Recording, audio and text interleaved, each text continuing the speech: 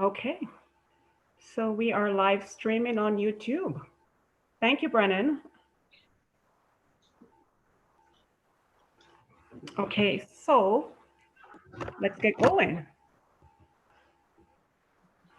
Just want to welcome everyone to our Reset, Restart, Recovery event. I am Joy Adams, and I am the Director of South Simcoe Community Startup. For those of you who are not familiar with our community, we are a nonprofit social enterprise. We provide support for entrepreneurs, small businesses by connecting them to the resources that they need to launch, grow, and scale up their businesses.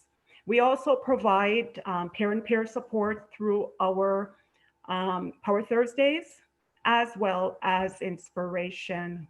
So once again, just want to welcome everyone. Before we proceed any further, I want to personally thank the town of Innisfil for their sponsorship of this event and also their continued support of our organization. This year has been a very, very difficult year for entrepreneurs around the globe.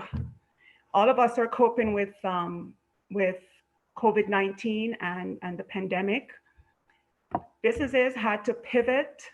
Some had to close and restart. Others had to, they're in the process of recovery.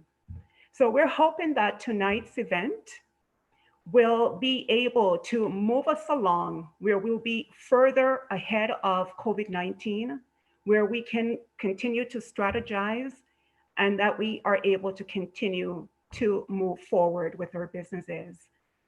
So before we move into our presentations, I just wanted to remind everyone that we're all muted. During the Q&A, we're just asking everyone to use the chat feature at the bottom of the screen. We will be in the feed to moderate. And be free to ask. We have three very, very good speakers. So be free to ask any question that you want. There's no question that is, silly. We're all entrepreneurs. We basically want to be able to move our businesses forward. So without further ado, I want to introduce to you our keynote speaker, Diana Goodwin. I have been following her since 2017. So let me just read her bio. So Diana Goodwin is a serial entrepreneur. She's a founder and CEO of Aquamobile and MarketBox. Diana is considered a tech innovator and thought leader in marketplace businesses, the gig economy, and scaling businesses internationally. She's been profiled in Forbes, Inc., Huffington Post, Tech Vibes, and Dragon Den, to name a few. She has won numerous business awards, including Emerging Entrepreneur of the Year and the TELUS 100,000 Small Business Challenge. So help me to welcome Diana Goodwin. Thanks for the intro, Joy. You're very welcome. All right, I'm going to take over the screen share now.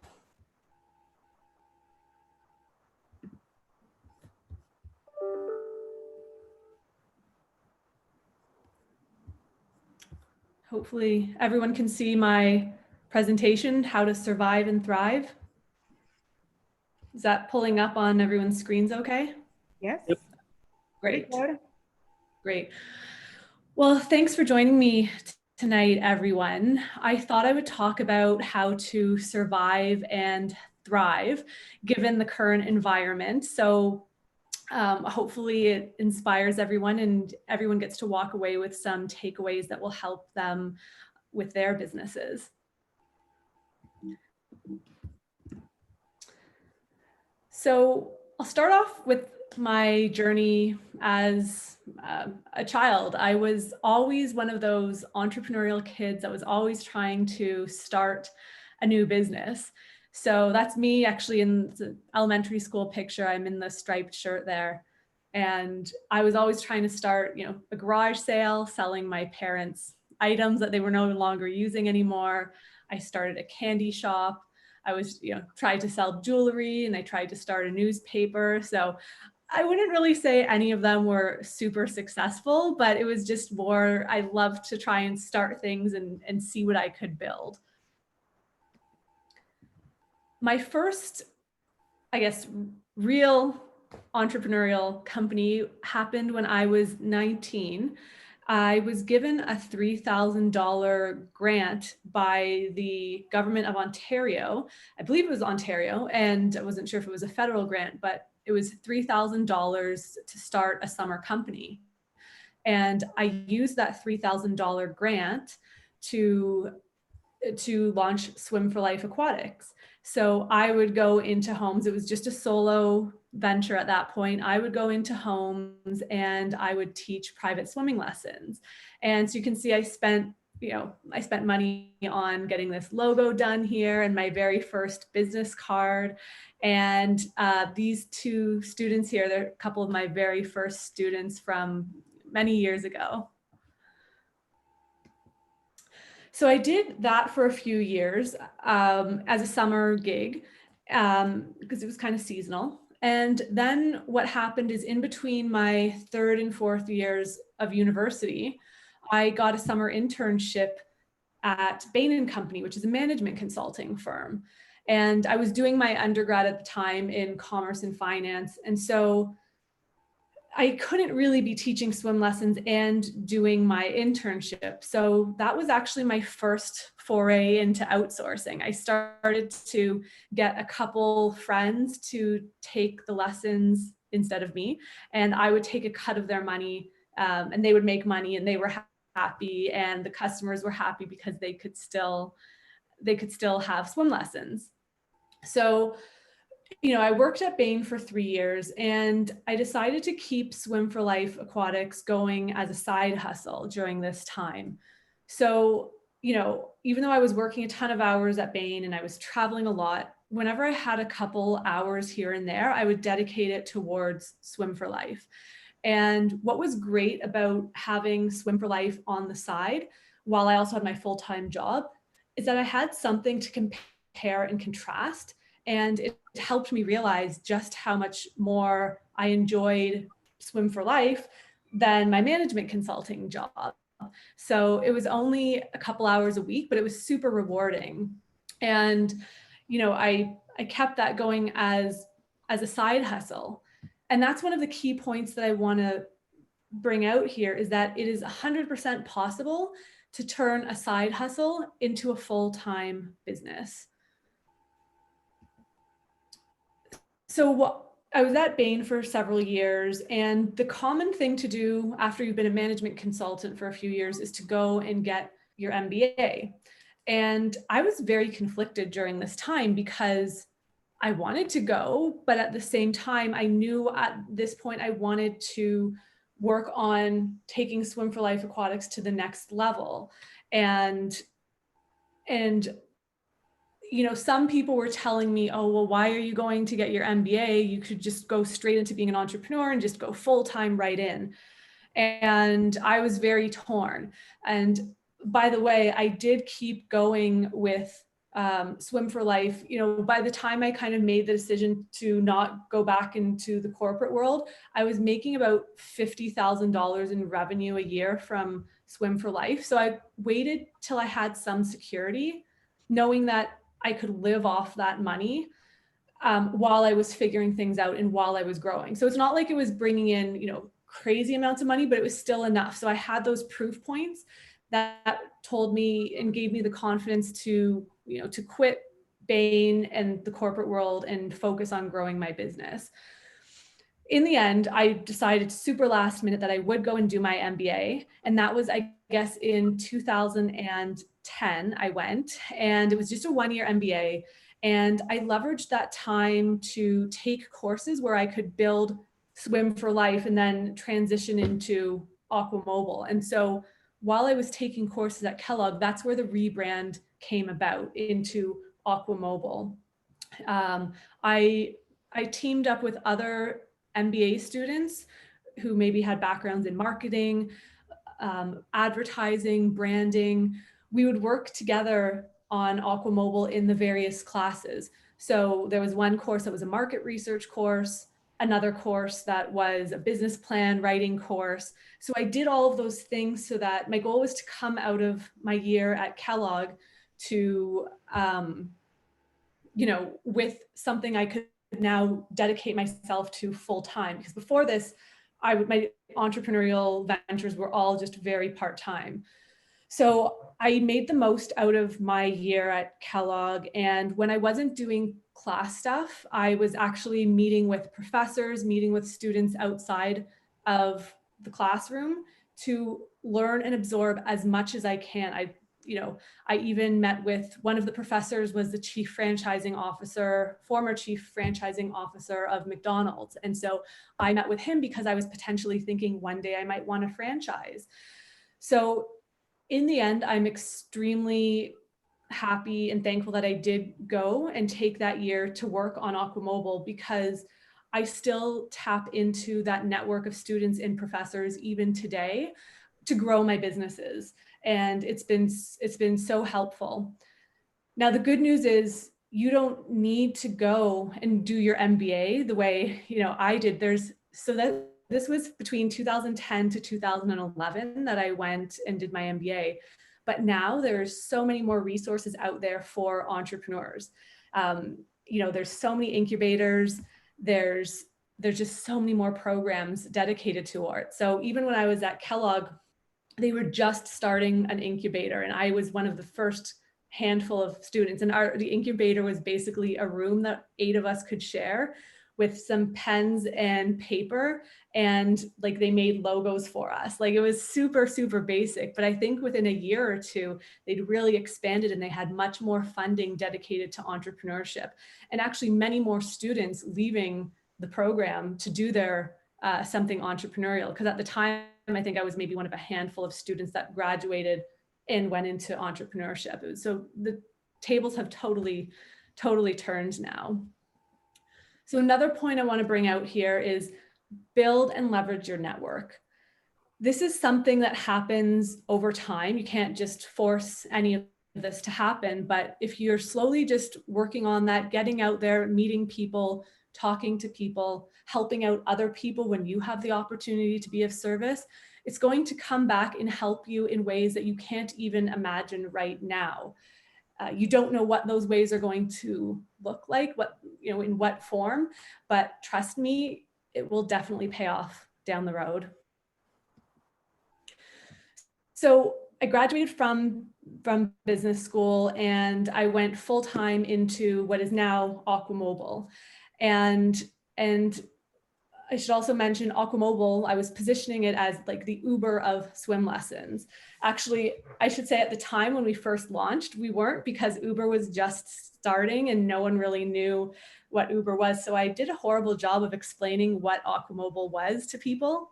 And then it wasn't until Uber started to become very popular that they understood what Aqua Mobile did. But before that, it was not necessarily this crazy sexy business. Everyone at the time thought you had to have apps were cool. So apps were making no money, but everyone thought they were cool. So anyways, from day one, I bootstrapped Aqua Mobile, which a lot of those principles, I still apply them to everything I do. It's helped me to really focus limited resources, which I think these days is extremely important. This website here, this is a screenshot of our very first website. I think I know I paid actually $300 from an outsourced web developer in India. And this is at a time when, I think in North America, you would have had to spend thousands of dollars. So really leveraging the resources out there. I think I crowdsourced the logo, and the logo cost a couple $100. So I was always looking for ways to bootstrap, finding grants, finding the best way to do something in a cost-effective manner. So to grow Aqua Mobile, I knew that I needed to leverage technology, but I also didn't have a lot of money.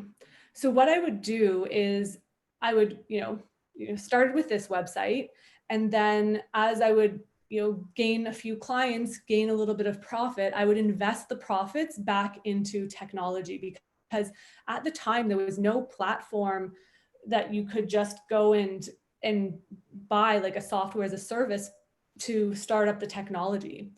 I actually didn't want to go and become a tech company. That was not my goal. It was to provide confidence through sport, because sports was such a huge part of my life, and I wanted other people to experience that. But there was no software that was designed to manage mobile workers traveling to different locations. The only scheduling and sales software available was really for businesses that had physical locations where the workers didn't have to move. So I knew I had to design something so that I could expand into the US, which had many more pools, and just expand into other cities and get rid of a lot of the manual work. So I was always looking for ways to leverage technology and automate processes within the business. So this here is a screenshot of the very first booking tech platform that we built. Super rudimentary. I spent $5,000 on it from a developer I found online. He actually didn't even collect the final 25% of the payment. He disappeared. I don't know what happened to him. There were some bugs in it, but I was able to get through one busy season with it. And it was enough to teach me some of the things that I needed to know to bring the system to the next level. And it also helped me to grow as well, because without this, I wouldn't have been able to grow the way I did. And so the next system here, this was the next version. I believe this one all in, it cost me 10 grand plus another 5 grand over time as I realized I needed more enhancements.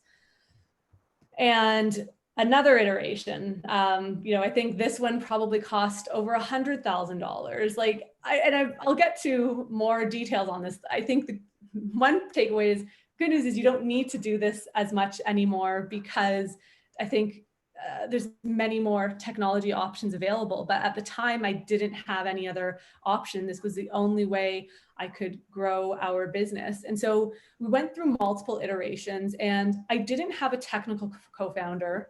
I never did for Aquamobile.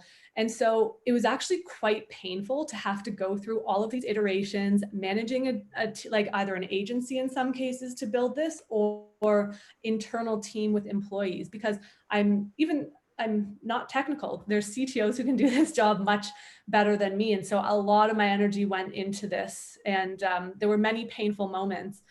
And it was tough because Aquamobile was bootstrapped. I couldn't always afford to build the software and the innovation I truly wanted within Aquamobile.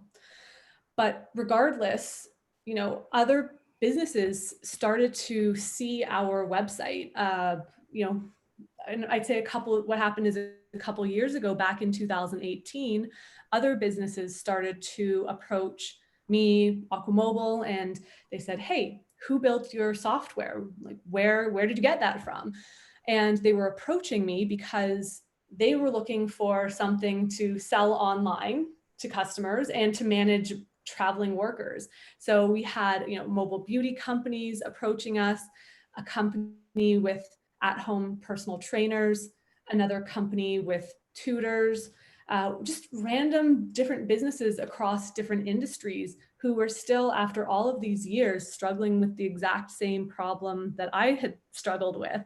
And so, so that started happening. And then at the same time, I was starting to feel like a lot of the knowledge I'd gained from, 8 years of growing Aquamobile was going to waste. I didn't feel as personally fulfilled anymore.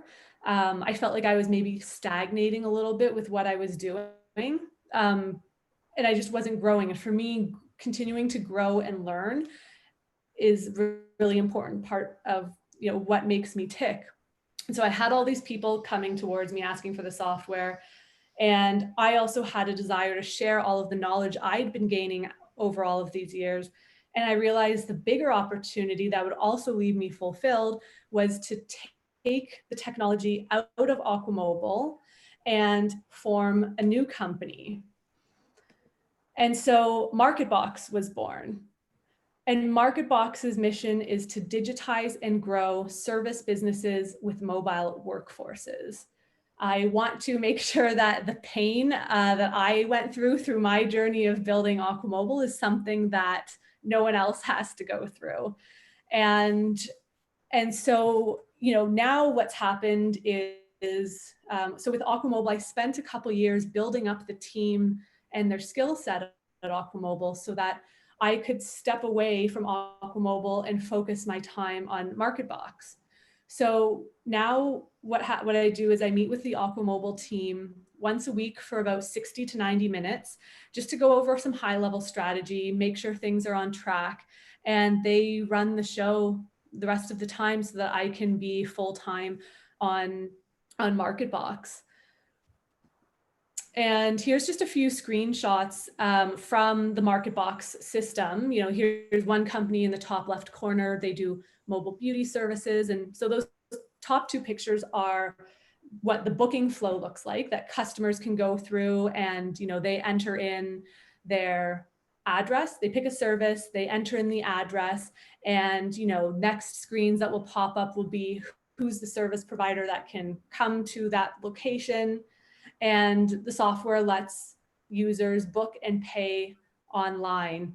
And on the far right, there's also a screenshot of how travel zones are managed for each service provider, because that's a big pain point for businesses that have mobile workers, is knowing who's available and where they're available and when. And so now all of that is automated instead of manually figuring this out. Because before, in the early days of Aquamobile, we actually had to try and use MapQuest to figure out, if any of you remember MapQuest before Google Maps, to try and figure out travel times between clients so we could know when we could fit in the next clients. It was a total mess.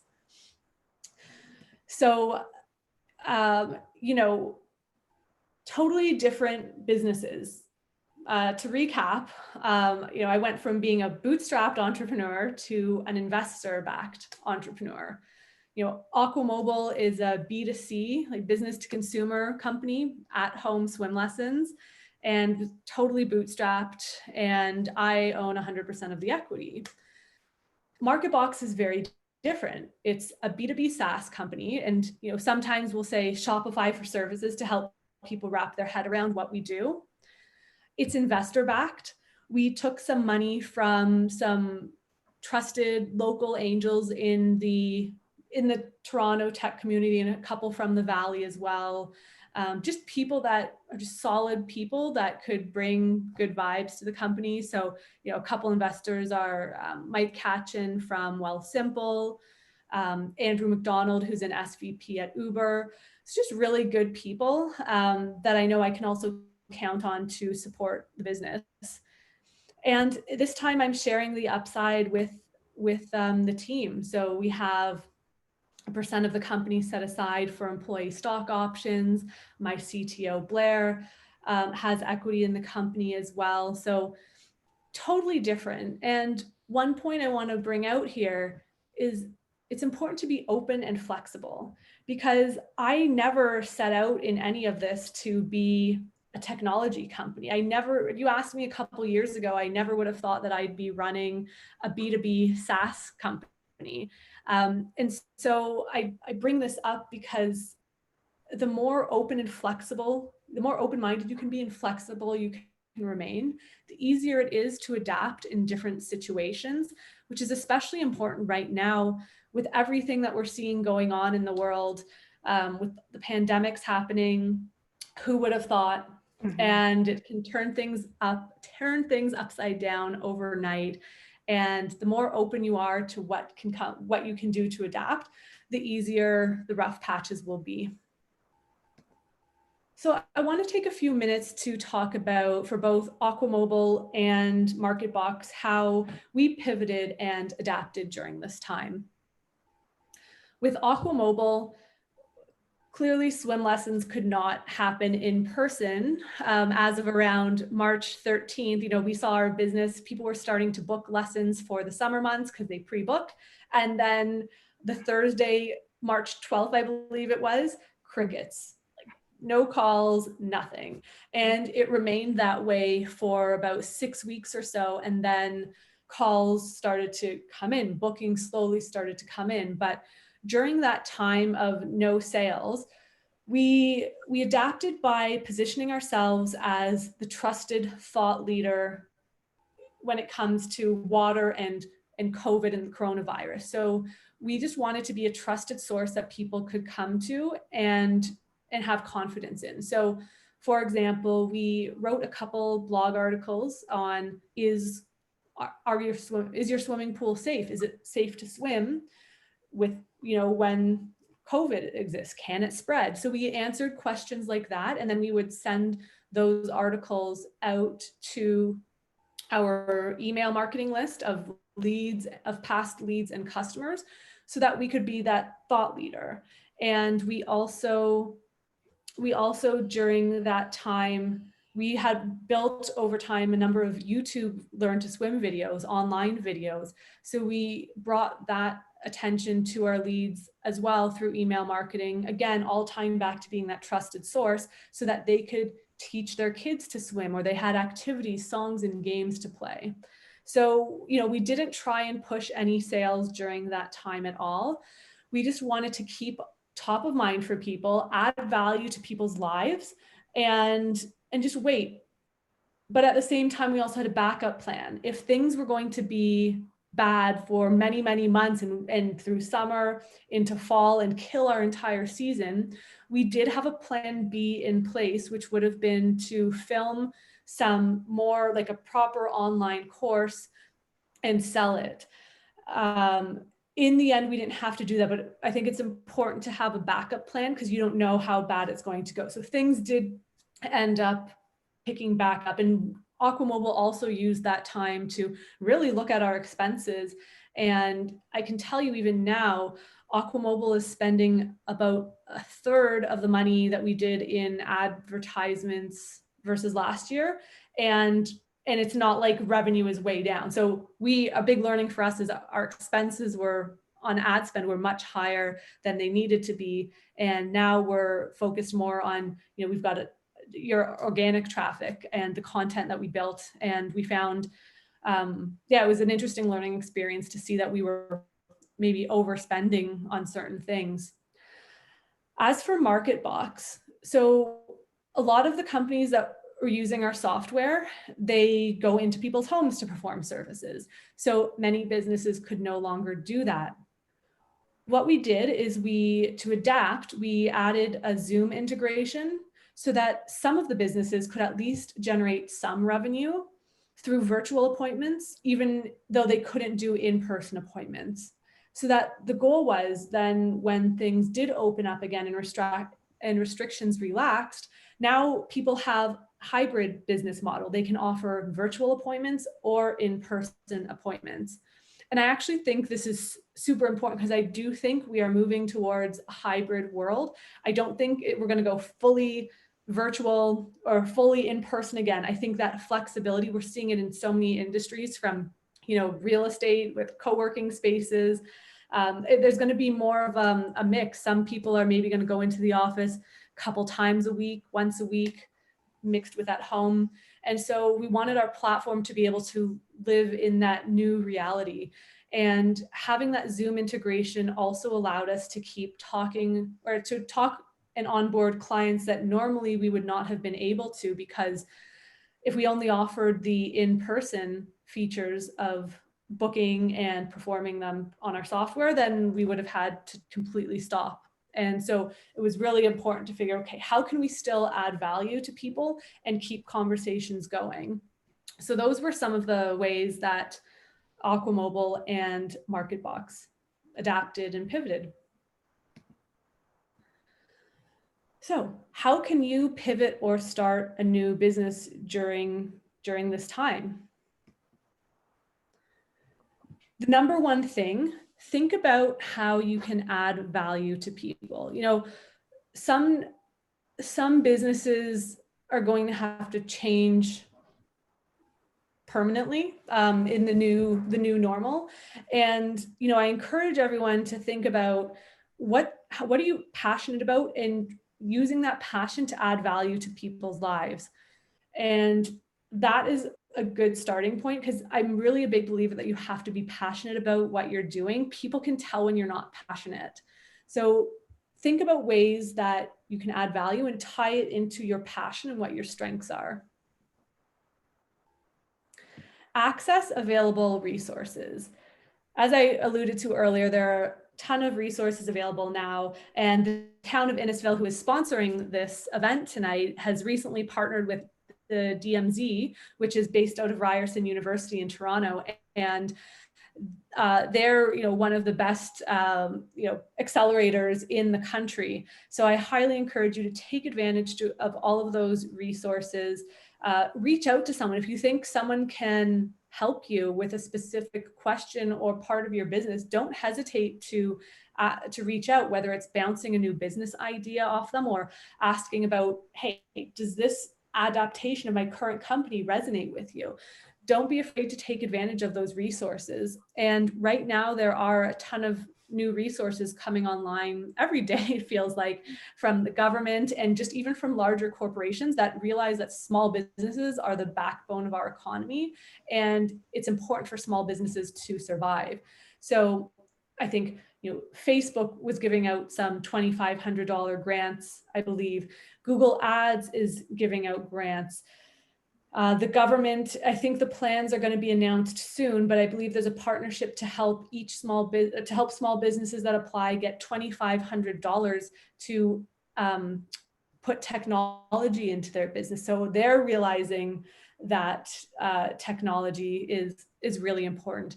Mm-hmm. Shopify is allowing you to have a free extended trial. MarketBox, same thing. If you need to start a service business, perfect. Try our platform.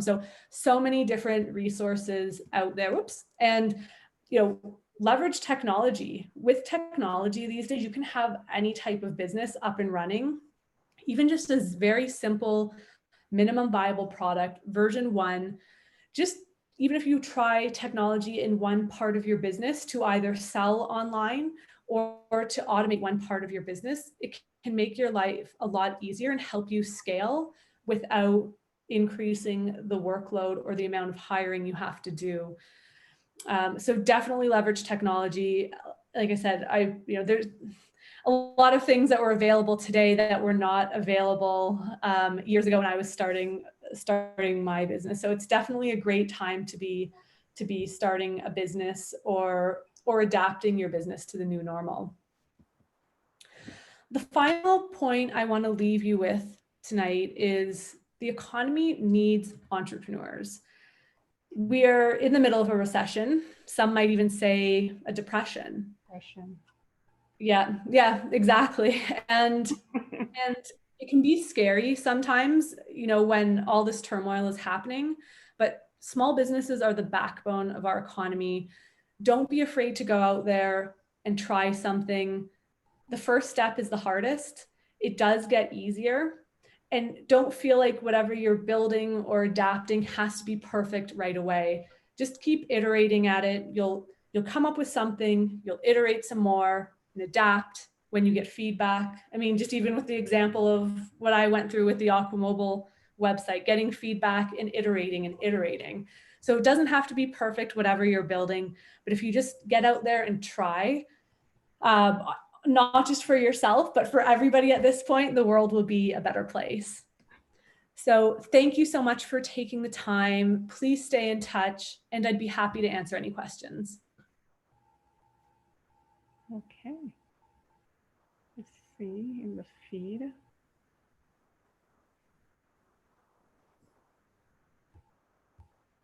Okay, so I have a question.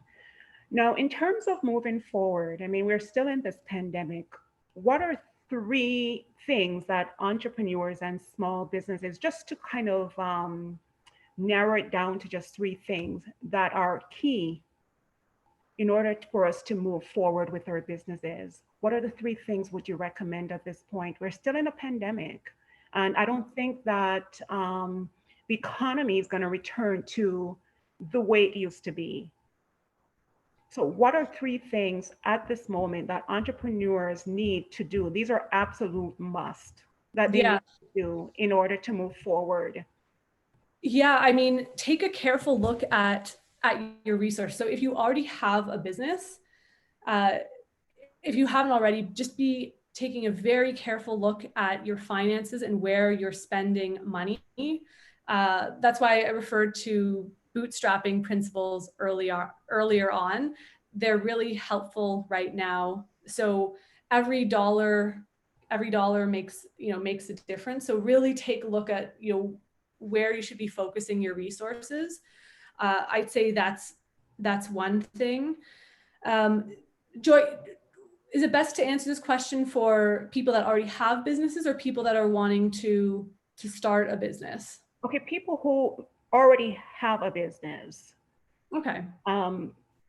They might, at this point, they are probably losing revenues. Revenues are still very low.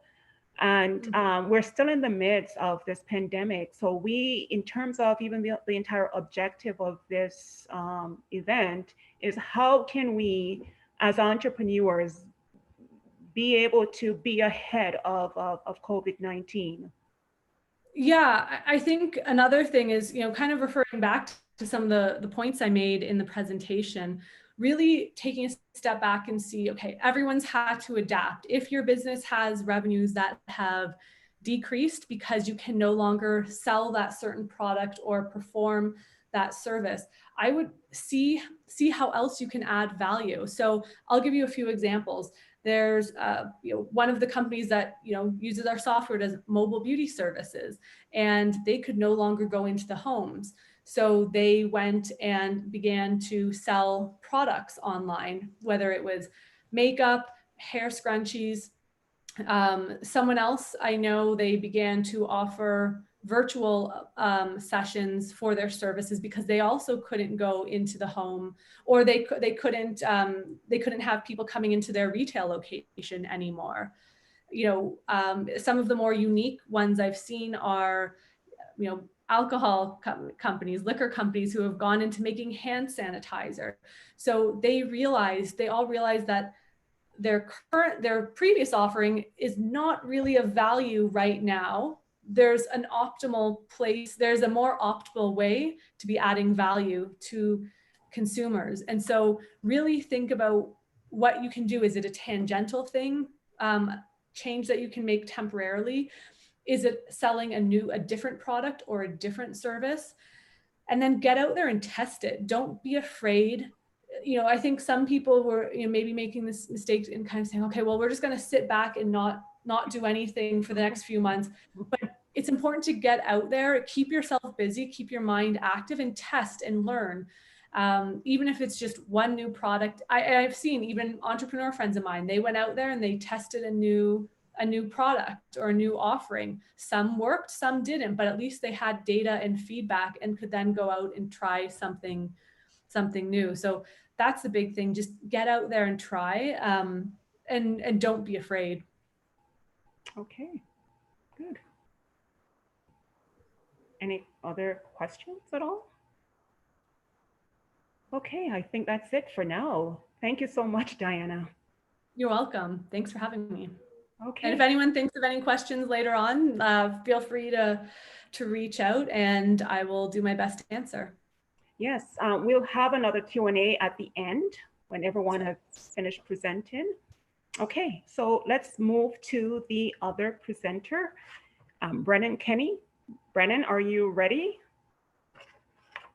So Brennan is from the town of Innisfil Economic Development, and he is the economic development champion for the town of Innisfil.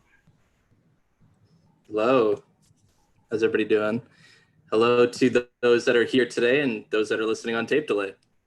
So my name again, Brennan Kenny, town of Innisfil Economic Development. I'm going to talk to you tonight about our recovery planning and how that's going. Some of the stuff that we've launched recently, some really exciting stuff has come down the pipeline, and then where we're going from here. And then hopefully I can take some questions, or if people have questions when they see this, they can reach out to me directly. So Innisfil Accelerates is our brand. We've really sort of pivoted, so to speak, into acceleration the last couple of years. Really important for us, as a town to embrace change, embrace the fact that 90% of jobs come from startups 5 years or less, and how do we jump onto that and respond to it. So the big thing for us is 82%.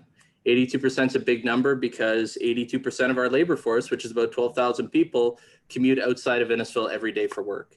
And that has, obviously a bunch of negatives for our community, and that, it's a less of a connected community. People volunteer less. People, can't necessarily go to their kids' soccer games when they're 2 hours in the car every day. So we want to bring that number down as quick as possible in order to create that connected community. As I said, 90% of all jobs in the economy are created by startups less than 5 years old. And we want to jump on those rocket ships and see if we can transform Innisfil's economy.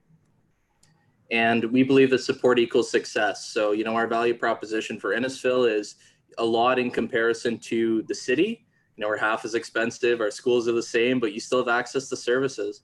But one of the key differentiators that we're actually building and taking an active role in is this startup support network. And we're using that to drive economic success. That involves community building like we're doing tonight and like we do on an ongoing basis, space, and we talk about development of real estate a lot, skills training for people, DMZ Innisfil, which I'll talk about, is a big part of that, and sometimes it's money. So there's really only 4 things you can do in economic development. Our vision as we created is to become a startup community. Innisfil, as presently constituted, doesn't have a ton of leverageable, what you would call sort of economic clusters. We have home building, which is great, and we're suburban, and that sort of makes sense, but not necessarily leverageable to transform your economy. Those are great jobs. Those are pretty well-paying jobs in people in those trades, but we want to sort of make it more of a knowledge economy, more of a creative economy, something that's sustainable. We talk about automation and robotics, and, we don't necessarily want to be in the business of building big empty buildings. They might be in a 100,000 square foot warehouse, and that's great, but it might only hire 7 people. So is that the best use of land for Innisfil when there's land is a diminishing resource? And the vast majority of that 82% that's going to Toronto is not going for $14, $15 an hour jobs. They're going for well-paying, white-collar, really sustainable jobs. So we need to create those really high-end jobs to get those people off the highway and into Innisfil. We want to keep businesses here. So retaining is really important. Some businesses are really, really happy with their size and they don't want to grow, and that's totally fine. So we help support them. But if they want to expand, we're here too. We have resources for them as well. And we want to attract in 2 different ways. One way to attract is by encouraging somebody to start a new business and become an entrepreneur or the business owner. And the other is to obviously take a business that is from elsewhere, let's say the GTA, and bring them up here and settle them into Innisfil. So what do? Community partnerships is a really big piece to it. Simcoe Community Startup, a great partner of ours, but we have many, many others. Nottawasaga Futures, which we point to, Henry Bernick Center through Georgian College, and the DMZ is our biggest, newest partner. Marketing and lead generation, we do significant marketing for Innisfil, both in the attraction of entrepreneurs, the sort of marketing of services that we provide, and a bunch of other different things. And we have a bunch of different marketing campaigns that we'll go through. Ecosystem mapping and communication. So, all of these services were around for entrepreneurs: funding and financing, employment support, and HR, consulting and mentorship support. All of these were in the ecosystem, but they weren't necessarily mapped and they weren't necessarily accessible for people. So we mapped that out. And often when I get a consultation request from an entrepreneur, and we frankly do hundreds of those in a year, I will point them in the right direction. So we don't often do the things ourselves because our partners are doing that. We don't necessarily want to duplicate what they do. Development in real estate's a big one for us. One of the biggest concerns we have in economic development is a lack of affordable commercial space for entrepreneurs. And frankly, lead generation is not the issue for that. We get very significant leads for people that are looking for real estate space, people that are looking to start up small businesses and need a place to land. And frankly, in some cases, we just don't have a place for them. So we're working actively with the development community in our downtown, in our industrial area, and elsewhere to try and get that space and generate it, co-working being a part of it. And we're incredibly interested in either developing or partnering with somebody on a co-working space. Programming is big. Events like this, obviously, In-person stuff has had to take a pause for the first, few months of 2020. It'll probably continue into 2021. But we have Zoom, and we have a bunch of different tools to use and leverage that technology to get to the community building aspect of what we do. And then client response and triage, talking about those consultations that we do. People do everything from, hey, I'm a new entrepreneur. I don't even know what idea I have. I'm just passionate about entrepreneurship. Can you help me, point me in the right direction? Versus, hey, I've run a 20-year-old business. It's actually really successful with revenue in the millions, but I want to start this new product line. How do I do that? Or I want to leverage into services. So there are a bunch of different things we do. Basically, what I tell people is we do everything under the sun. You just got to tell me what your need is, and I will connect you somewhere with somebody that can help you out. Here's what we don't do. We do not duplicate existing efforts. That's a really big thing because our ecosystem partners all have a really specific role that they're specialized in. So why would we do direct small business consulting when there are government partners, there are not-for-profit partners, and there are private for-profit partners that actually do that consulting? We don't want to jump on them. We want to make sure that they're sustainable or profitable or getting the clients they need. So we would rather send people to them than do it ourselves. So that's one key thing we don't do. And frankly, we're starting to get better at saying no. And that can be the mark of actually an entrepreneur, is learning when to say no and not trying to get yourself too thin. So into sort of the recovery and the COVID-19 sort of part of the presentation, we see it as 3 stages. React, which is, sort of that March 12th, March 13th, I think it was Friday the 13th, where, everything sort of went down. So we were literally in React mode. And, when the presenter talks about, everything coming in at once and new programs coming in every day, that's literally happening. We are getting emails and press releases, and the Prime Minister and the Premier are out every day talking about new programs, sort of rejigging programs, and some have had to happen 3 or 4 times in reaction to, feedback from the industry.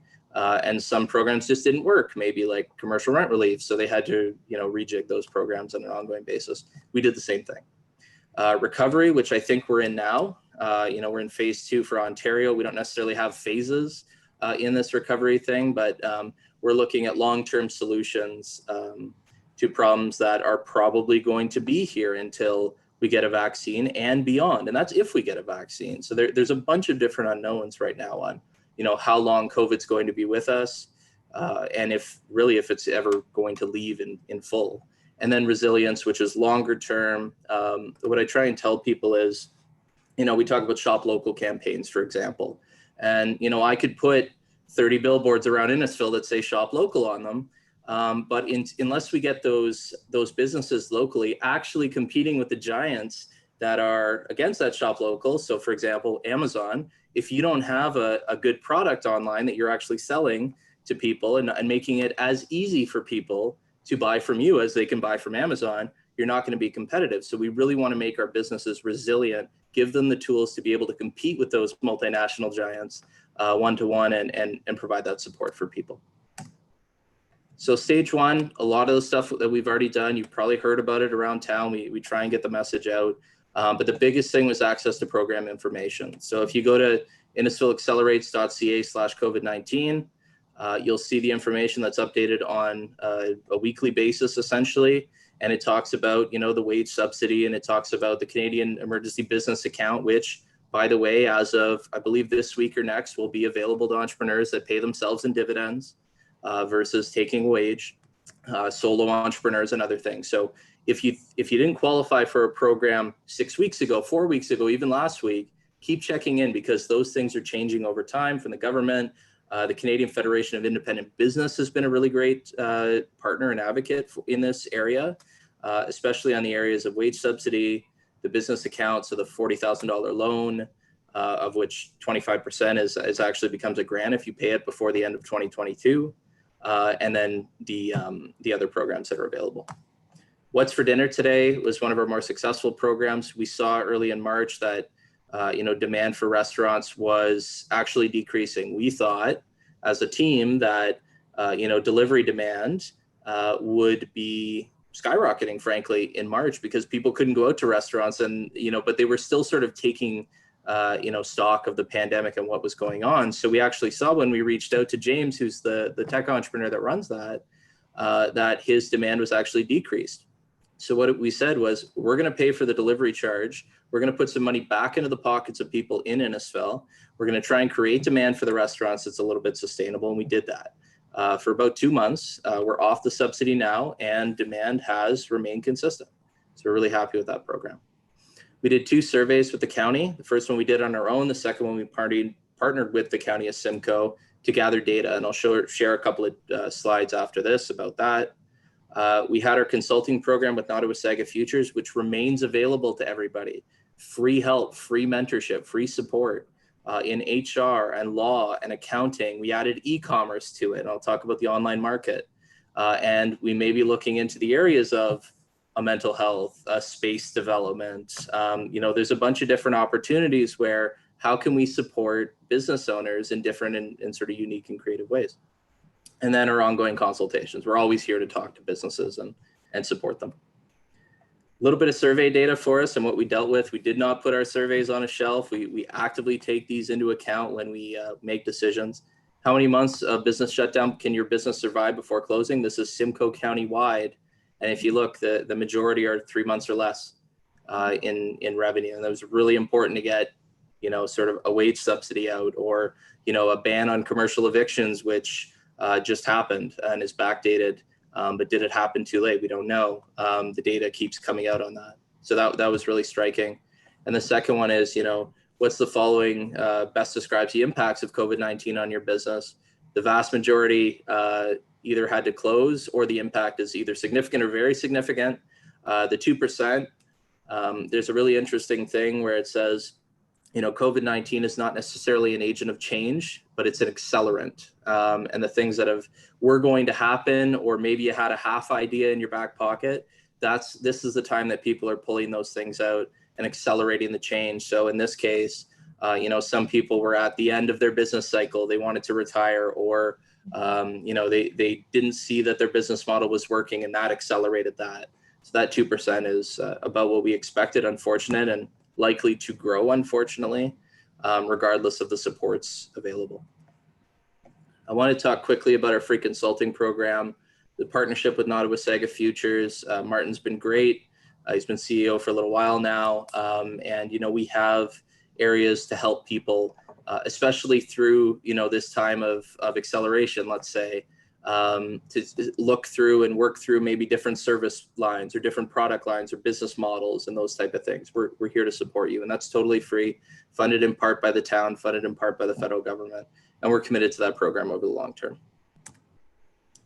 So stage 2 is where we are at, and we are actively launching programs every week, frankly, and I'll talk a little bit about those for you. So DMZ Innisfil is by far the biggest thing that the town has ever done in economic development. And that's not putting that lightly. This is a very significant program. And the way that I put it for people that don't know what DMZ is, imagine we partner with the Harvard of startups and we brought that service to Innisfil. So DMZ runs their accelerator out of, Ryerson in Toronto. But one of the challenges that they have is A, they only accept 7% of their applicants. And B, it's very expensive to live in Toronto. So even if you can get into the accelerator, it may not be a fit for you. Well, enter Innisfil, a rural community with a better standard of living, cost of living. And, we may not necessarily be as picky because we want to give people that might be on the fringes a little bit of opportunity in our rural community. So we're providing space and that world-class mentorship to a select group of businesses. And this is about generational change. So think 15 to 25 startups in a year, tech or tech enabled, with a high probability of growth. Some are going to fail, surely, but some are going to succeed in a big way. And we want them to succeed in Innisfil and be in Innisfil for the long term. We think a rising tide lifts all boats. And we believe this is one of the biggest tides that we can bring to the community. So we're really excited about it. Work from Innisfil is something that you're going to see over the next little while. This is going to be our remote worker, home-based business, work from home program. So Innisfil, 82% is that big number that I go to often. What if 10, 20, 30, 40% of those people commuted less? What if they commuted once a week, twice a week to Toronto versus, 5 times a week? Well, then we have to start getting our house in order on, what infrastructure do those people need? Well, internet's a big one. You may have seen an internet survey that went out recently. So we had the first meeting on that, and we may be looking at, how do we provide internet service to people, or how do we lobby Bell and Rogers to get better internet service? How do we create a co-working space in some way so that, if somebody just absolutely has no solution at home, they can still work in the community in which they live. So there's a bunch of things going on there. There's a couple of toolkits going on. How to sell your boss on working remote, even tools for the boss to say, hey, there's a bunch of benefits here for, allowing your employee to work at home a couple of days a week or more. Actually, 2 to 4 days is usually the ideal scenario. So here are some tools to do that. So we're really excited about that program. Emergency patios program, that went out last week, and it allows patios for restaurants in Innisfil. So now, without a bunch of red tape or any cost at all, restaurants like the Stone Grill and like the Fork and Plate and some in Cookstown as well are able to expand their patio over a temporary basis so that they're able to actually open and serve the public and create that revenue source for them. Access to PPE. So there's actually a slide that's coming up about the County of Simcoe, and Innisfil Online Market. There's also a slide there. So DMZ I already talked about. Work from Innisfil I talked about. So this is the access to PPE, which is edo.simcoe.ca. So essentially what we're doing is we're trying to connect business owners. This is a regional and a provincial program, connect them to PPE suppliers. So, it's a real challenge to source these things. And it's really tough to even get started. Where do I go when I'm competing? I almost liken it to Facebook Marketplace in that, with Facebook Marketplace, the wider you're trying to market to people, the more expensive it becomes, because then you start competing with the McDonald's and the Coca-Colas and everything else.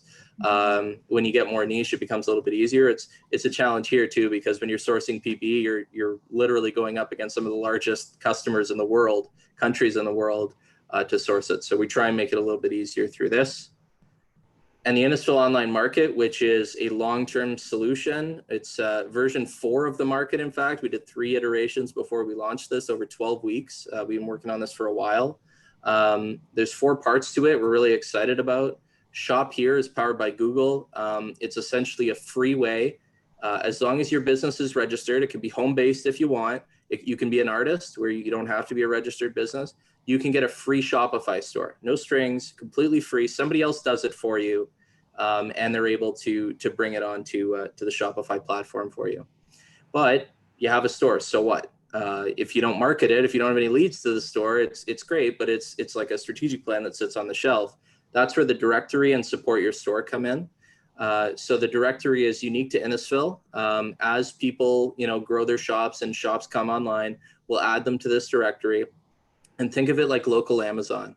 It's a very simple, it's done in WordPress. It's not anything complicated. You don't have to duplicate your inventory or anything like that. It's a simple link to your web store. It'll be a group by categories. We rip them off of Facebook Marketplace. And we're going to put some lead generation and some marketing dollars behind it once we get a great, group and number of businesses on there to try and generate leads for you. Support your store is through the Nottawasaga Consulting Program. So you can, for free, whether you have a store, whether you're a registered business or not, you can access those programs to, help market your store. If you have tech problems with your store, we can walk you through those, and that's all completely free. And then Shopify has some self-help resources if people want to go it on their own, or if they only have little tweaks, they have a self-help center to walk you through it. So innisfilaccelerates.ca/online market, and that'll be there for the long term. This is not a COVID project. This is a long-term existing project for the town. And then step 3 is resilience. There's a lot more going on, but I want to try and keep it simple. Step 3 is resilience. We're going to keep doing what we did in stage 1 and 2. Much of it is long-term. This, I don't have as many specifics on it because we're going to respond as needs surface. The nice thing about the town of Innisfil, the corporation itself, is we're really nimble. We want to respond to the needs as they come up. We can quickly get a pilot out into the marketplace and try things. We really believe in the sort of MVP, the minimum viable product, and saying, hey, this product might not be perfect, like the online market might not be perfect, but we'd like to get it out into the marketplace and creating an impact, and we can iterate as we learn and gather data. We're going to provide labor market connections because with a, well, I guess positive 10 unemployment rate, probably much higher than that, we're going to need to connect people to the employment opportunities in Simcoe County. So we'll do that. Obviously, there'll be new business models that come in, and we want to ensure that businesses are competitive.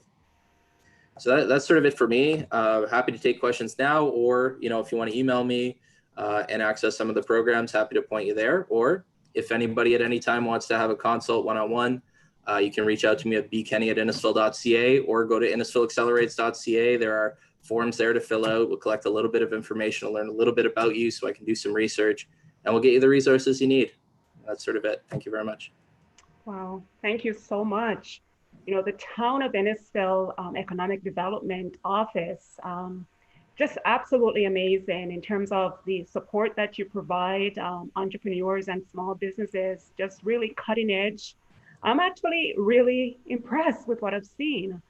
Your department your department has gone just way beyond what I'm accustomed to seeing in other areas.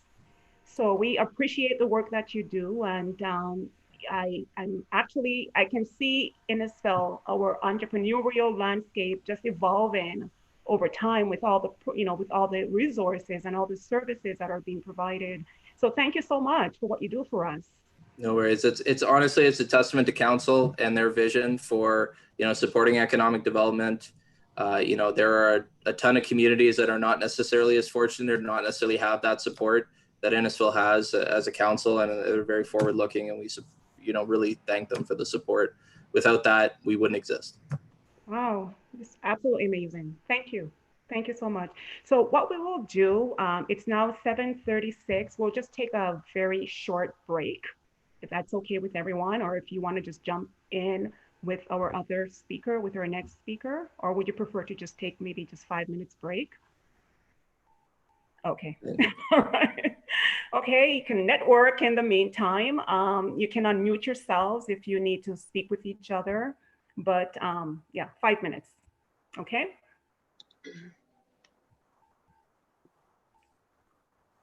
Tiffany? Hey. Hey, how are you? Oh my God, I thought you were Karen talking.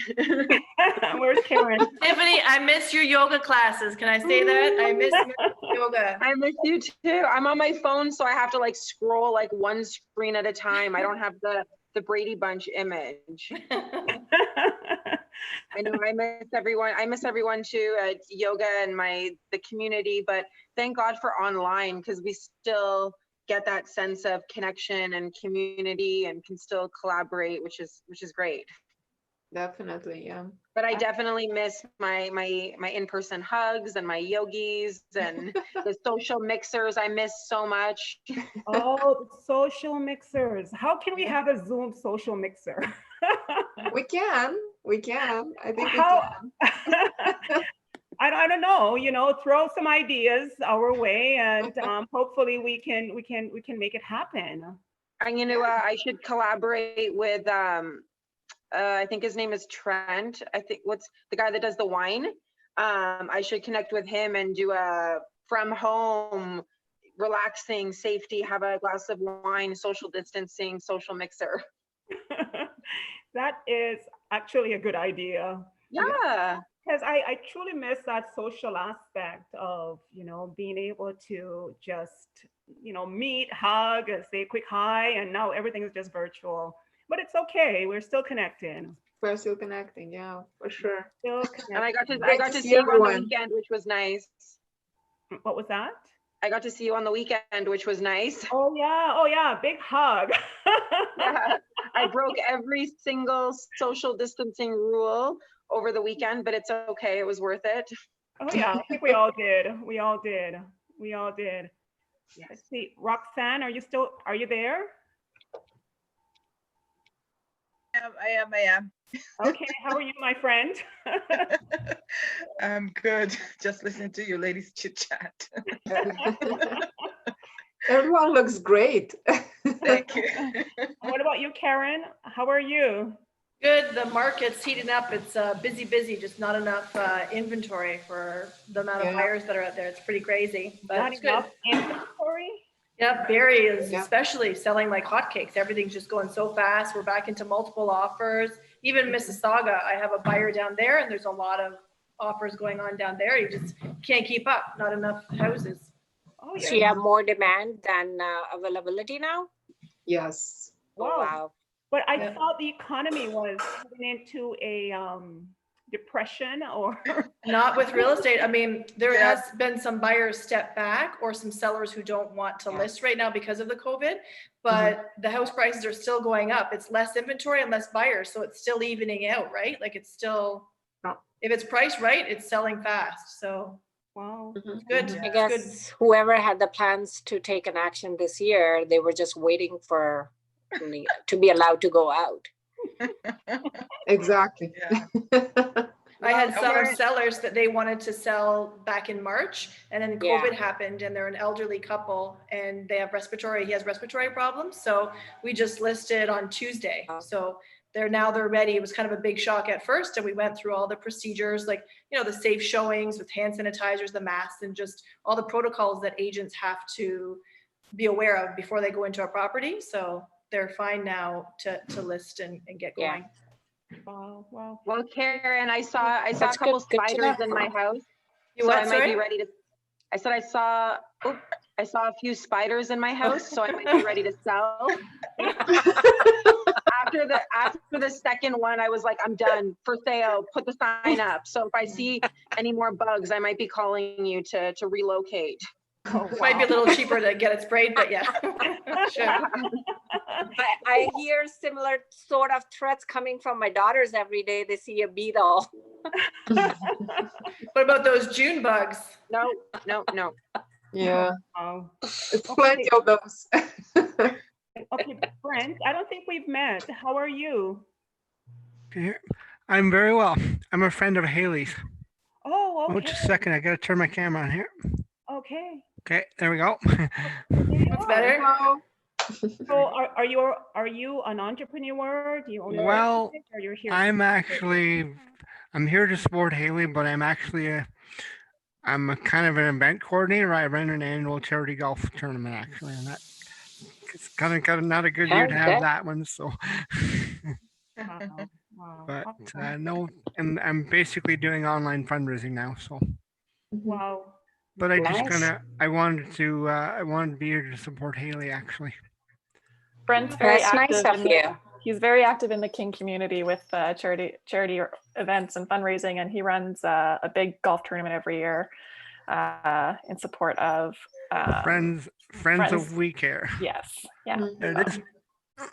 Oh, there you go. Oh. There you Oh, go. wow. Free commercial. That's He's pretty awesome. active. He's always doing something. Yeah. Good job. Okay. And I wanted to. Haley did me a couple little favors, so I just wanted to return the favor and support her. So Thanks, Brent. Sounds good. no problem. Right. It seems like all of us somehow have transitioned online to, you know, whatever it is that we were involved in or with pre-COVID-19 or post-COVID-19 is pre-COVID-19. Yeah. All of us seem to have transitioned somehow to adapt to the environment. So that's really cool that you're able Yeah. to. What do they say? Adapt, innovate, and modify. Yes. AIM. Yes, for sure. Okay, so we are at 7:43 and Kiran. Okay, so Haley is next. So if you can introduce her, that would be great. Okay, so let's begin. So our next speaker is Haley. I'm actually very excited to hear what Haley has to share. Haley Peak is a mental health consultant. She is driven by her own personal experiences with mental illness, stigma, and recovery. She has worked with a variety of national organizations, including the Canadian Mental Health Association, training managers who have supportive conversation and support employee mental health. In addition to that, Haley is a co-creator of the Supporting Through Struggle workshop, which is an interactive workshop focused on taking a deeper dive into how to have conversations and support with someone who is struggling. She is currently trained in peer support, assist suicide intervention, nonviolent crisis intervention, trauma-informed care, and mindfulness-based cognitive therapy. She specializes in speaking engagement, facilitation, and consulting services with individuals and group peer support. And she continues to share her own story about living with mental illness and how to best support this in the workplace. She remains focused on her own self-care and how she can use it to reach others who may also be suffering in silence and say to them, "You are not alone." Wow, Haley, this is so impressive. It's all yours. Thank you. All right, so I'm going to be conscious of time. So obviously a huge topic of conversation, and I'm going to do my best to pull out the little important tips and pieces for this 15 minutes. So bear with me as we go through it. So yeah, you kind of heard a bit about me. I'm not going to spend too much time on that, but basically I started my own business as a mental health consultant because I struggled with my own recovering and coping with my own mental illness, and having lost two different jobs as a result of my illness and lack of accommodation and understanding in the workplace. That's how I got into this. So I don't come from a business background. I don't have an MBA. I just pushed full force forward with a side hustle and decided I wanted to make a change for others who were struggling because I saw a lot of room for improvement. And that's how I landed here. So you guys can see my screen, I'm assuming. So yeah, that's a bit more about me. I'm a dog mom, person with lived experience, and I do a lot of in-person facilitation and training, both in workplace as clients, but in community as well. So training a lot of management on how to support their staff who are struggling with mental health challenges. I'm also doing a lot of one-to-one peer support work, and that's something that's actually grown in recent times, where employers are reaching out to have me on retainer as an extension of their benefits to employees. So an in-house peer supporter. And we can always talk a little bit more about what that is offline. So yeah, how did I get here? Like I said, I'm someone who struggles just like many of us. And, you know, even if you don't have a mental illness, we all have mental health challenge in some capacity. So I'm a fast talker and I'm going to keep with it. But ideally in the next few minutes, I'm going to be shedding some light on the realities of how being self-employed does impact our mental health, and we don't talk enough about this and talk enough about how to support ourselves.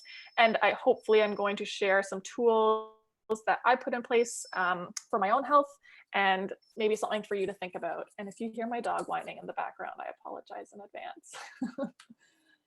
So what does it feel like when you're struggling? This image, I'm hoping some people can relate to. But whatever you're struggling with, whether it's illness, whether it's a life challenge, whether it's a daily stressor, I'm sure many of us can think of a time that it's felt like all consuming. It has been all of us, and it just halts any productivity and halts any ability to think outside of that. And I like to show this image because I like it as a perspective to say, you know, even when we're in this space of, let's call it illness or, you know, less balanced, we're striving to get to the right side of the image where we have a little bit of different things in our lives that balance us out. We might always have a challenge or an illness, but it becomes just a small piece of us and doesn't dictate how we operate in our day-to-days. So, I changed my slide deck last minute all the time. So this is just a reminder slide that I like. And I'll just give you a couple moments to read it to yourself there, but basically, in order to be a strong communicator, having a practice of self-awareness is critical, especially when we're talking about running a business, whether you're a solo entrepreneur or have employees. Having your own self-awareness practice and being emotionally aware is a huge skill set in sustainability and longevity, because we need to be strong communicators to run a business, especially nowadays where we have younger generations coming into the market where they're looking for these things in the workplace. You know, we don't have many of us who are going to stay at the same company for 20 years like previous generations would. So that emotional intelligence buzzword that we're always hearing is critical. So we're doing a quick interactive challenge. In the chat, I want you to tell me in this moment right now, pick one word. How are you feeling? So I had originally had defeated there, but I'm putting hopeful because I'm feeling a little more hopeful now. I was feeling a little more defeated earlier today. So just throw your word in, be as honest as you can. Inspired, good. Okay, what else do we got? Optimistic, like it. And they can be whatever. You can say miserable, you can say hungry, I don't care. Just be as honest as you can be. Happy, connected, cool. And the reason I like to do the motivated, positive to thrive, yeah. I like to do this exercise because we don't actually spend a lot of time sitting with how we're actually feeling and noticing it. So sometimes we only notice it when we're feeling joy or in a good space, but we don't like to identify when we're feeling potentially defeated or defensive or anxious, these things that we've labeled as negative. So I like to do this little moment of mindfulness almost to really get us in tune with, how am I feeling? You know, maybe I am a little tired, and that's okay. So the point is, no matter what you're feeling, no matter what the emotion, it's okay for that to be it. You don't need to justify it. You don't need to get rid of it. It's just, that's interesting. Just notice.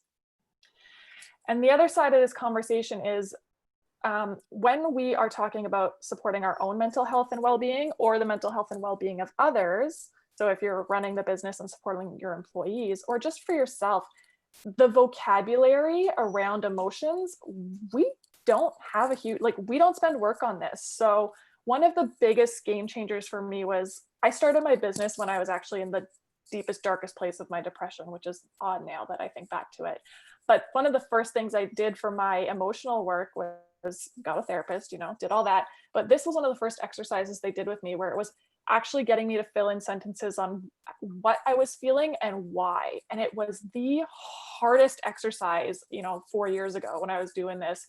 I would get frustrated because I couldn't identify, I didn't have the words for it. So I really like to show this slide, and this is just a handful of words that we can throw down for emotions. Like there are emotion wheels out there that help us expand on the basic ones of happiness, sadness, fear. It's a really good practice to bring into your work, especially as an entrepreneur, because the more you notice about your emotions, the more you're going to be able to adapt your thought process around that and the behaviors that go with them. So this is just an example of some, and I like to shed some light on it. And then again, just by pausing in that situation to self-reflect, it does allow us to choose how we wish to respond. So rather than having our emotions dictate our reactions. So anybody who's done any kind of clinical work, you might be familiar with CBT, so cognitive behavioral training. I'm not a clinician, but it is something that I find relates really well to the work I do, because it's about noticing how our thoughts, feelings, and behaviors are all interconnected. And this might sound like it has nothing to do with business, but it has everything to do with running a business, because if you're not cared for and sustainable, you're going to burn out and your business suffers because your business is you. And I don't think we spend enough time on really recognizing that and talking about that, the ugly side of being an entrepreneur, right? We always hear the success stories and we don't ever hear the bits and pieces and the failure after failure that went into getting to that big success. So this whole process of learning to identify what you're feeling, how you react, and what you do with it is huge, especially for developing relationships in community, with clients, with large organizations, whatever it is.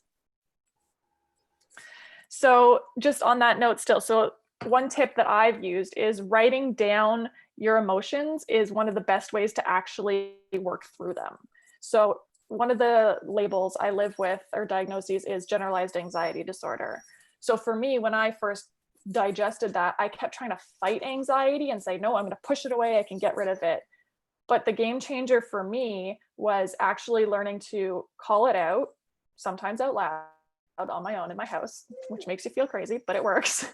And working with it and embracing it and not trying to get rid of it. That actually made a huge world of difference, not only in my recovery with mental health, but to this day, I will use that when I'm feeling moments of anxiety, especially in recent times with business. When lockdown started, I remember I had my next 6 months planned out of work and travel and conferences. And within 3 days, email after email after email, 6 months worth of work just gone, stripped away. And it sent me into a really low space because I also live with depression. So it was a huge trigger. And I had to go back to all of my kind of CBT training around this, and working with the emotions was a huge part of that. So I do challenge you, if whether this work is new to you or not, even if it's not new to you, kind of get into the practice of it in your work day. So take any situation or anything that comes up and identify the thought around it, the feeling, and then the behavior that you attach to it. And if it's something that you don't like or doesn't work well for you in terms of how you feel or communicate, if you break it down that way, you can actually start to work on it and change the game around that, because it helps you come off autopilot. It helps you come out of survival mode and you become self-aware, and you can actually start to control what you do with your emotional reactions instead of just reacting. And that's a huge piece of the work. And it's one of those things that once you start, the work never ends. So you don't master it, you just keep getting better and better, but it's always going to be there. But that identifying thought, feeling, and behavior is a huge piece of that. And then just the little image on the side, I like this. This is from the holistic psychologist, someone I follow on social media, who's, I just think, a wealth of knowledge, talking about the trauma brain. And, you know, we hear this word trauma, and I think for a long time we've attached it to really traumatic events like war or assault or something really, really big. But we actually fail to attach it to everyday things that can be traumatic, because we're not one to dictate what's traumatic to someone else. What might be traumatic to one person is not going to be traumatic to another. And sometimes we're not even aware of it until later in life. And a lot of us, a lot of what I'm seeing come up now during pandemic and working with people is childhood trauma that has never been dealt with. And so it's really been an interesting piece of the work.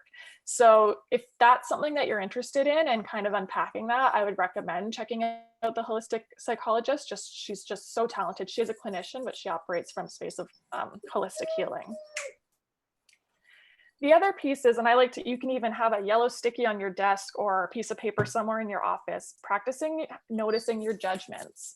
So with our judgments, I think they say something like we have 70,000 thoughts a day, and majority are negative. I forget what the exact statistic is, but we are so conditioned to go to the negative. So even putting on a sticky and making this little checklist of noticing every time you judge yourself, put a tick mark down, or every time you judge someone else, just notice it. Again, you do not need to do anything with it other than just be aware and start to pay attention to how your brain operates. All part of self-awareness practices that help you retrain your brain. Simple, simple stuff. So yeah, get curious about it. And then this is the other piece. A lot of my work comes back to language. I'm a big words person. So a big piece of that is shifting our language to reframe our negative mindsets. So especially right now, this is coming up for a lot of people. We have these core beliefs sometimes where we feel we're not good enough, especially in business. This comes up a lot, or because we see failure so often, and we got to get comfortable with that.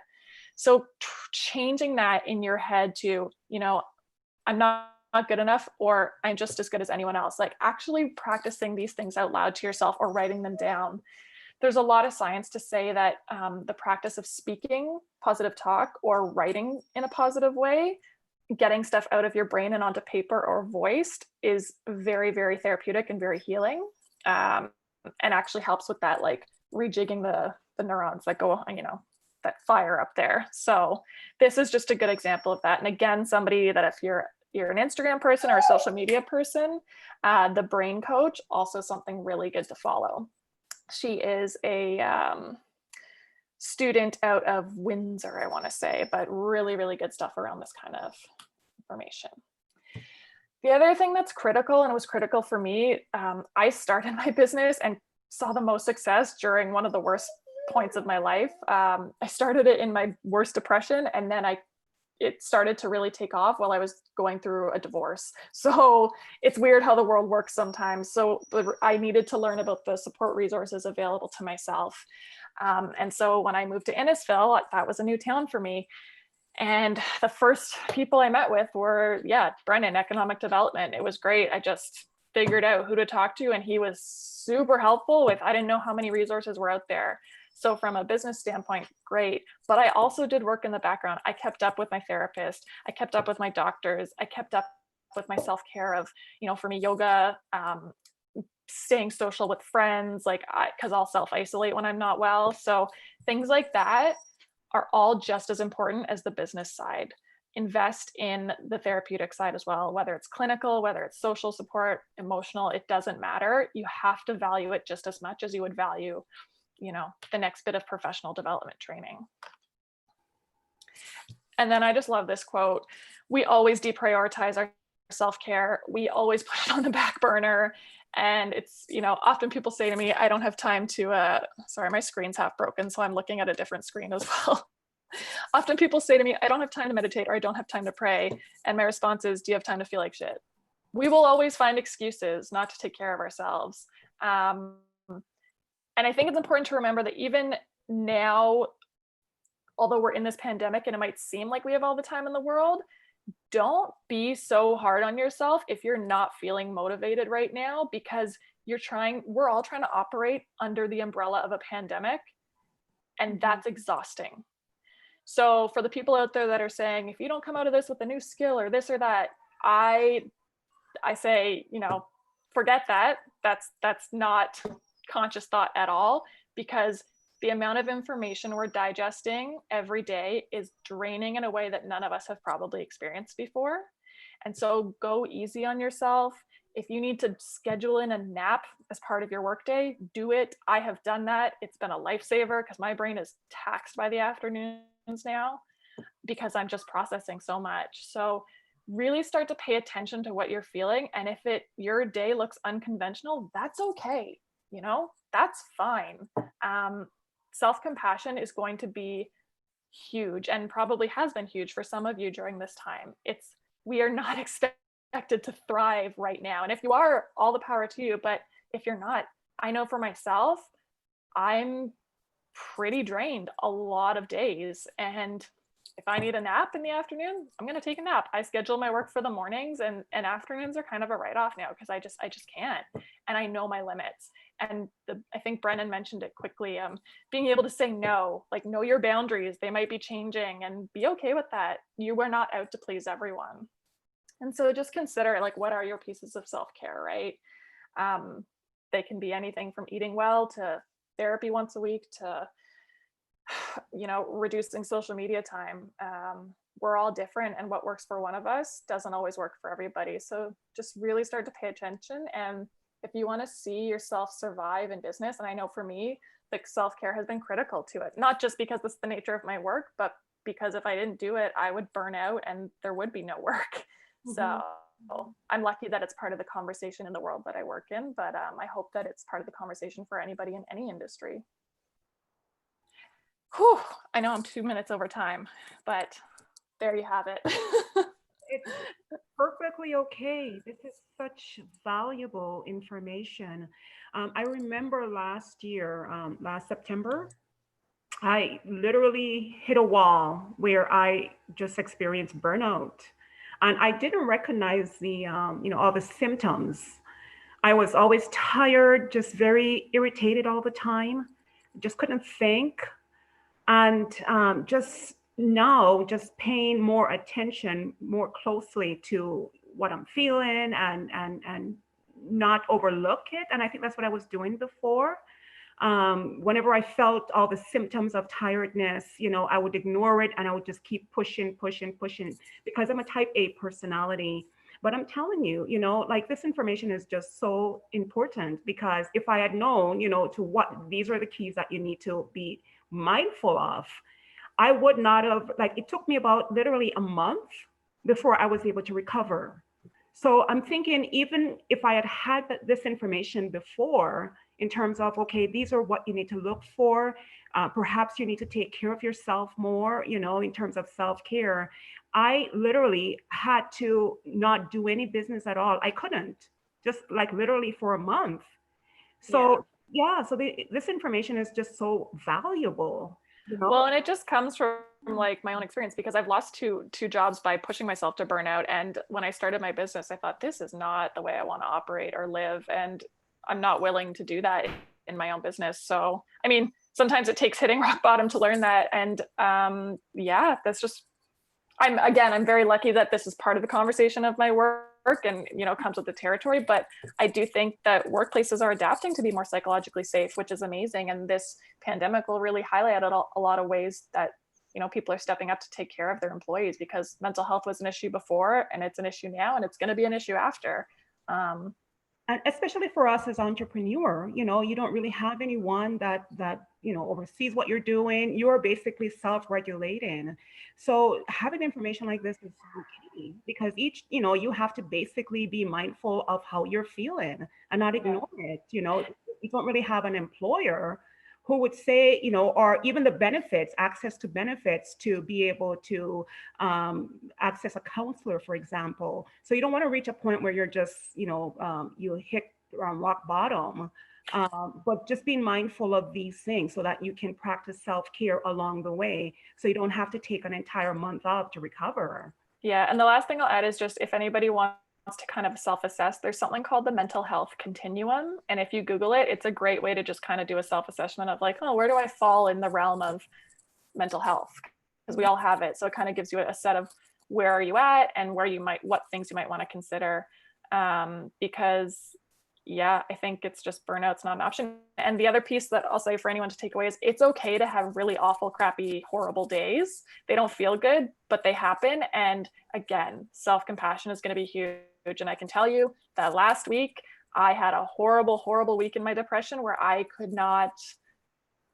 just couldn't. And it sucked. And I felt like I was, taking 10 steps backwards, but then it lifts, and that's okay. And so I just had to be really kind with myself. So if that's happening to you, it's okay. You do not need to be on 24/7, 5 days. Like, it's not reality. So just if you're having a day where it's not looking great, reach out for support, and just be kind to yourself. I just have a comment here. This is really good. This individual, I'm glad to see people taking mental illness as a serious topic. It's been considered a taboo by many people because they don't understand it. So thanks for shedding light on the issue and being vulnerable about your experience, which is good. Thank you. Yeah, this is really, really good. And we have to just remove that stigma, that taboo. And I think that's what hurts at the end, because people just don't want to, acknowledge the fact that, look, this might very well be a mental, health issue, and let's just take care of it. Yeah, and I think there's also a lot of fear from people that are afraid to reach out for resources if they don't have an official diagnosis. And diagnosis or not, it's just a label. It doesn't matter. If you feel like you need support, just reach out. We all have struggles. And even though you're feeling anxiety or depression right now, which are the big ones happening, like the mood shifts, doesn't mean you live with anxiety or live with depression. Those are emotions that we all experience. It doesn't mean you have an illness. It just means you're human and going through a hard time, and that's okay. I think that's the other designation to be aware of. Perfect. Thank you. Thanks, guys. Thank you so much, Haley. We are at 8:07, so we've gone over just a little bit. Want to thank Diana, thank Brennan and Haley for being here with us, and very valuable information that you have imparted to us as entrepreneurs. We need to take better care of ourselves. That's one thing I've learned in terms of making sure that I'm perfectly, my health is also, on the forefront of being able part to of business. It's an essential part of business. It is. So thank you so much. Brennan, thank you. Town of Innisfil, we appreciate what you do for us as entrepreneurs. And Diana, thank you so much. I will reach out to you. It's been a very informative event. And, we, as entrepreneurs, we just got to continue to move ahead with our businesses. So thank you so much. Just want to mention our upcoming events. We have our Power Thursdays. We have one on June 25th at 10 a.m. It's a Zoom event, and also July 9th. We've started a Facebook Live Thrive broadcast. So this is a very new initiative, and we want to just make our platform, like open our platforms to be able to support entrepreneurs, especially, they're opening up, the economy has opened up, And it's a way for them to get the word out that they are open. It's a way of us providing support for entrepreneurs. So as of next week, Tuesday, we will be starting. It's every Tuesday at 2 p.m. So if you are open and you're looking for free promo, it's free for now. Just reach out to us and we will get you onto the live Thrive broadcast. For those of you who have not joined our Facebook group, it's a very interactive group. You can find us under South Simcoe Community Startup. You can also follow us online on Facebook, Instagram, Twitter, and LinkedIn. So are there any other? I think we are okay. I don't think there's any other questions at all. So a big thank you to everyone. I'm just trying to go through the feed just to make sure I haven't left anyone out.